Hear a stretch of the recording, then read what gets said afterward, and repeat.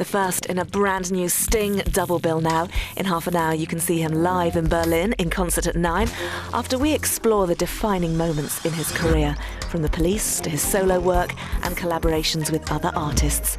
Discovering on Sky Arts 1 HD.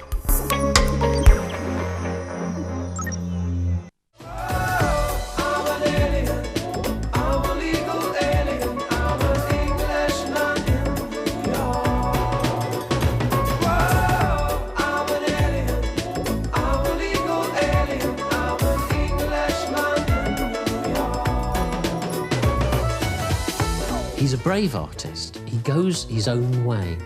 And in the process, he's sold an awful lot of records. He is a consummate musician. He's always trying different things. He's got an eye for world politics. He's obviously very tapped into that kind of worldview. He's not really worried about what other people think of him.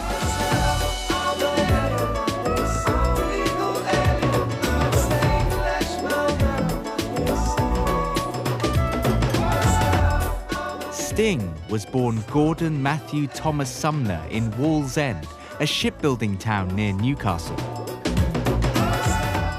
His dad was a milkman called Ernie, so Sting was the milkman's son. However, in times of great economic hardship in a very, very depressed area, Sting's dad, Ernie, managed to become not just a milkman, but a dairy owner too. So although Sting's parents were divorced and there was an unhappiness in the home, Sting did not come from the wrong side of the tracks, materially speaking. After a family friend left him a Spanish guitar, Sting became obsessed with music. He spent his youth visiting jazz clubs in nearby Newcastle, where he saw the likes of Jimi Hendrix and Cream.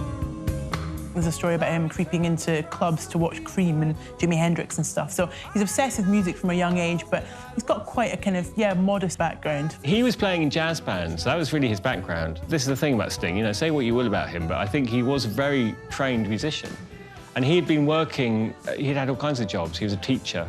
He got the name Sting by playing in one of said jazz bands at one point and wearing a top that was yellow with brown stripes in the manner of a bee or a wasp. And some humorous individual called him Sting. In 1977, Sting moved to London to pursue music with his band Last Exit. At one of the city's jazz clubs, he met drummer Stuart Copeland.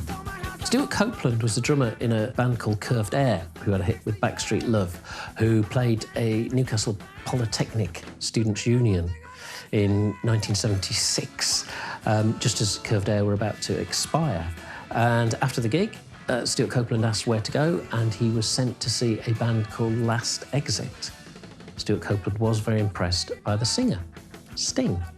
And a few months later, Sting and Last Exit moved from Newcastle to attempt to crack the big time in London, and Stuart Copeland called him up, and the two started the Police. There was a sort of few, people coming and going, and then Andy Summers, the guitarist, came in, and these were very, very good musicians. Andy Summers was a jazz musician, and Stuart Copeland was not a jazz drummer, a sort of progressive rock guy, but this was the time of punk.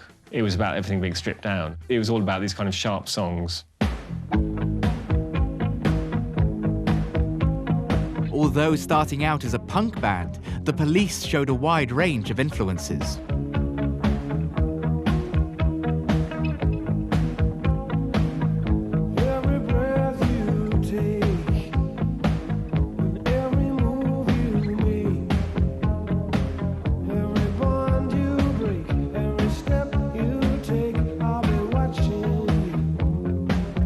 None of them were punks by any stretch of the imagination, but at that time in music history, punk was what was happening. And if you were as virtuistic as they were, then you could turn your hand to anything.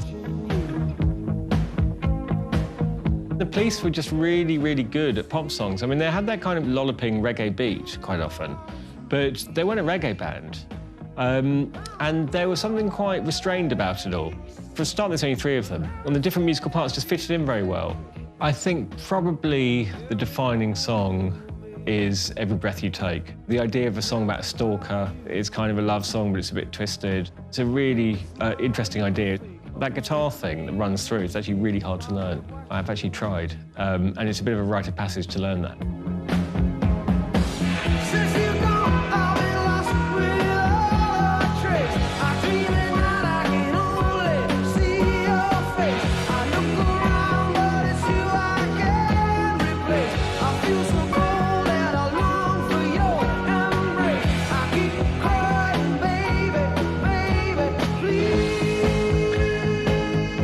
Roxanne and Don't Stand So Close to Me and Every Breath You Take you know, they are good pop songs. Roxanne, you don't have to put on the red light. I think Sting was largely instrumental for pushing them in a kind of reggae way and pushing them in a more pop direction as well. Roxanne, you don't have to wear that dress tonight. Sting was always the musical leader, although not necessarily the leader in terms of the very strong personalities surrounding him. And he was always trying to push the Police. He was trying to push the others musically. And sometimes they were resistant to it, sometimes they weren't. But the Police were his band, musically speaking.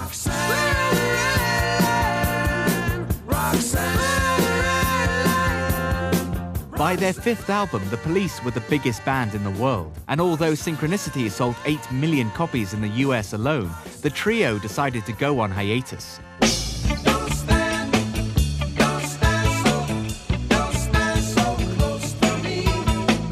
In 1981, Sting had been invited to do a charity concert called The Secret Policeman's Other Ball. And suddenly there he is being asked to do something on his own. And, you know, the ego gets stroked, doesn't it? And all of a sudden you're thinking, well, maybe I don't need those other guys.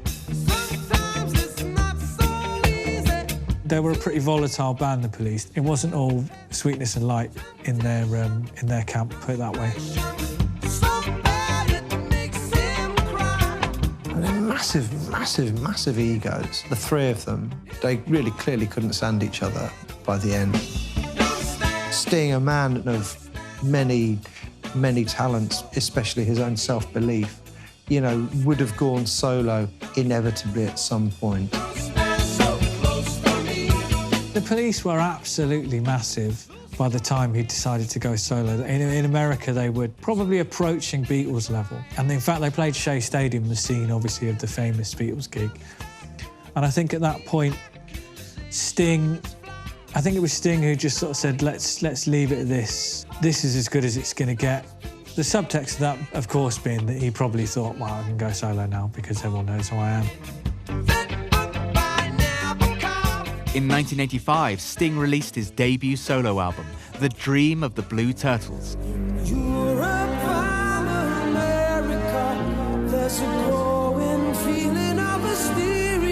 Sting had such commercial kudos that he could do what he wanted for his debut solo album.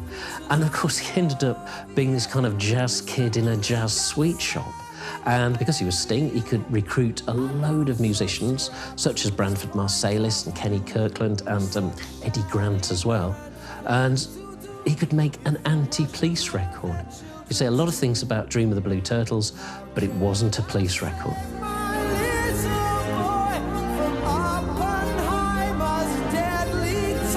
I quite like Dream of the Blue Turtles. I do remember buying it when it came out on vinyl, and I quite liked the cool jazz inflections to it, more than I've ever really liked a Police album. I like the track Russians, actually.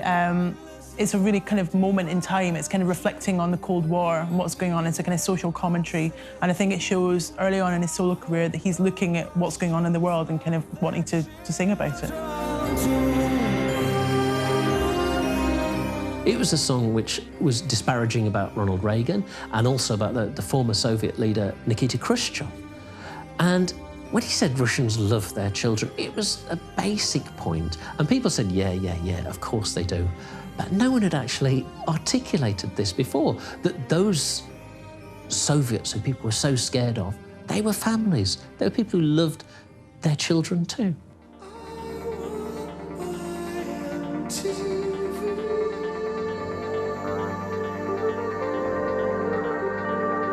In the same year, Sting featured on the hugely successful song Money for Nothing by Dire Straits.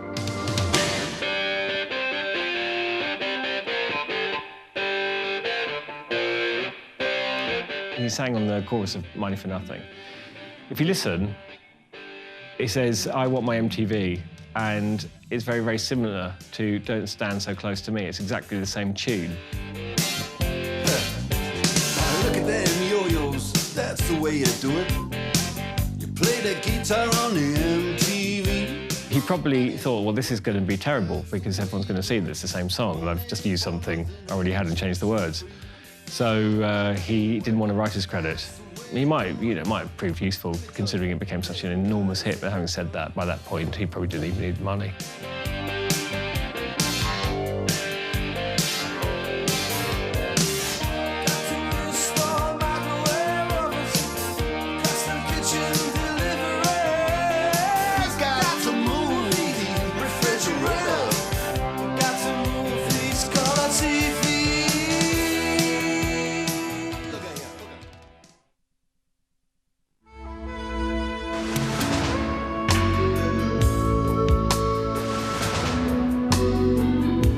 Sting took part in a series of special Amnesty International concerts that took him to war-ravaged countries. The experience would influence his next release, Nothing Like the Sun. Why are these women here dancing on their own? He's written songs about Pinochet's regime in Chile. He's written songs about kind of people that are persecuted. He's got an eye for world politics, which is quite rare, actually, like in British kind of pop music. Essentially, you get a lot of artists who are talking about what's going on at home and stuff, but Sting really kind of looks beyond that and addresses lots of issues that are going on around the world. It was a bridging album between the commercial success to come and the cathartic nature of not being in the police anymore, of being a man in control of his own destiny.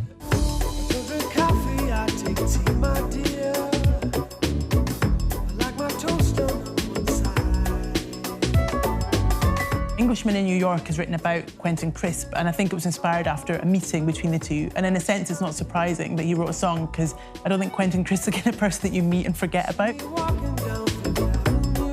It's interesting that the video for Englishman in New York features Quentin Crisp, but I think that Sting probably likes to see himself as being a bit Crisp-esque, in as much as this slightly kind of outsider figure going against the grain.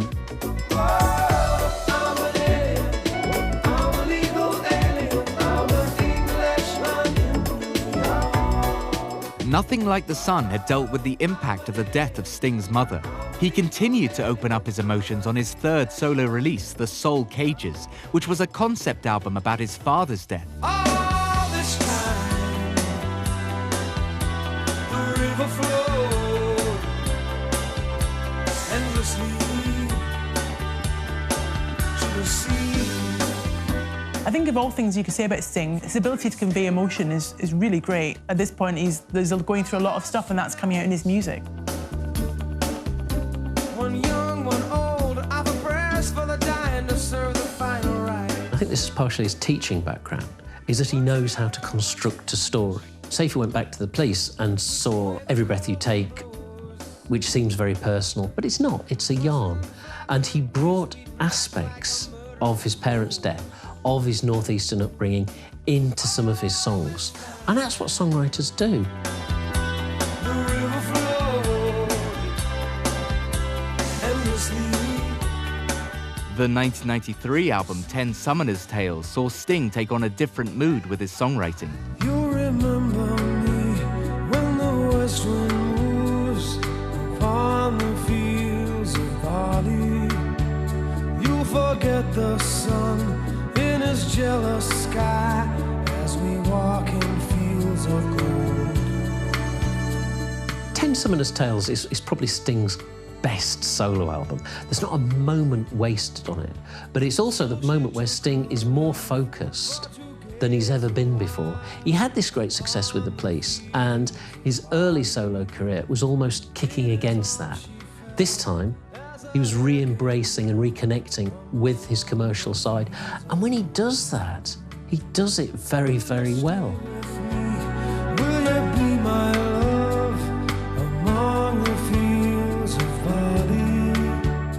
record was just more poppy, really. The previous material had been quite kind of downbeat and reflective, and he was going through a lot of stuff. And at this point, I think he's just kind of wanting to write big kind of pop songs.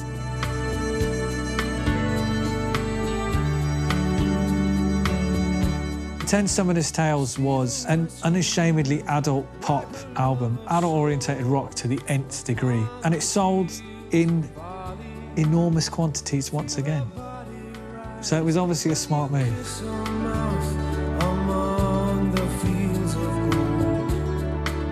The track Shape of My Heart, which featured on the album, was sampled by the hip-hop community, bringing a new audience to Sting's work. A lot of hip-hop and R&B is based on samples, and Shape of My Heart was sampled by Nas, who is a very, very influential rapper. He's considered one of the best rappers of all. He was a bit like James Brown for a previous generation. It became one of those samples that got used again and again and again. Hip-hop artists tend to be less prejudiced about the music that they sample and that they use. And Sting has always been musically very, very tight. He's a pretty rhythmic, funky, for want of a better word, bassist. And if you use those sort of loops and those samples and his voice, which is very difficult to pin down as to where it's from, it's an international singing voice, then if they use that, a bit of his bass, they've got something to build on. So yeah, why not use Sting? I mean, it just goes to show that the hip-hop and the R&B world, they don't care about sampling Captain Beefheart or the Rolling Stones or whatever. They just want a strong, well-written melody. Whilst working on the soundtrack for the Disney film The Emperor's New Groove, Sting took an adult-oriented direction for his album Mercury Falling. It didn't match the commercial success of his past, but still featured a hit single in Let Your Soul Be Your Pilot. When the doctor failed to heal you. I mean, the idea of someone in their 40s writing an adult pop song about taking ecstasy and how you should let your soul be your pilot. I mean, this is 1996, so ecstasy is not a hot topic of conversation. It was obviously just something that he was into, and he decided to write about it, however embarrassing other people might think it'd be. So one thing you can say about Sting is that he's not really worried about what other people think of him. The same year as Mercury Falling, rapper Puff Daddy sampled The Police's Every Breath I Take for a tribute to the murdered rapper Notorious B.I.G. It raised a new interest in Sting, and his next album, Brand New Day, would become a huge seller.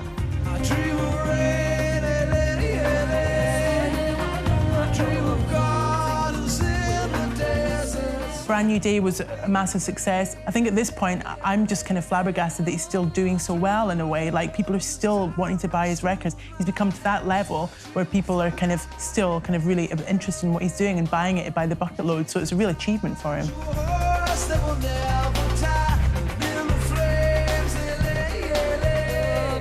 That was a funny period for Sting because it was very commercially successful.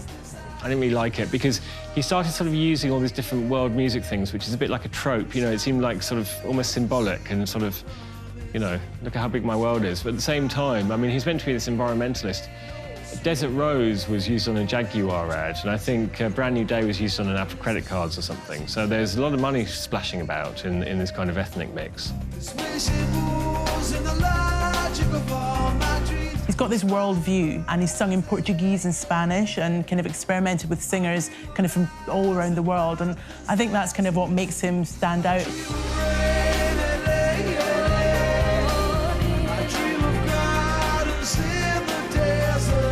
He was working with Greek musicians and with Asian musicians, and this was just another little bit on his plate. He's always been like that. I've been searching long enough. Experimenting with different sounds would set the template for Sting's most recent work. Sacred Love explored R&B, and Songs from the Labyrinth used classical instruments from the past. I've been up, I've been down. He's made all the money in the world. He's sold all the records it's possible to sell. And he's made an album with a Bosnian luthier. it's not bad at all. He's made classically tinged records. He's made soundtracks. He's done a play about his northeastern upbringing, and he's made an album of that. He's a man who can do what he wants to do. It's not taking chances anymore. It's just following his muse. There's good stuff on all Sting's later albums. He's done so much stuff around the world. I mean, he's made all kinds of different albums. You have to concede that it is a genuine passion of his. He's still experimenting now. He's experimenting with classical music. He sort of tries out literary themes on them. He did an album as well that was just purely him and songwriters from the Northeast and singer. And, you know, the fact that he's still doing that at this age, I think, is to be applauded, really. It's really impressive. Sting is not influential in the way that some of his contemporaries might be. Bearing in mind that he came up at the time of the Sex Pistols and the Clash, he's not influential in that sense, but he is enormously successful and has had an impact on the R&B and hip-hop fraternity. I think actually, if you look, he's not a typical pop star. He's actually followed his path and gone, you know, from making a lute album to doing reggae with The Police or whatever it is. You know, it's actually quite interesting. His influence, I think, is like a lot of these people. They kind of got to get over a certain period. It's almost like they've got to stop being contemporary. And at that point, everyone starts thinking, oh, actually, there's you know, a lot of those Sting albums were actually pretty good. When we walked in fields of gold. He started his career as a street performer and still has to combat stage fright.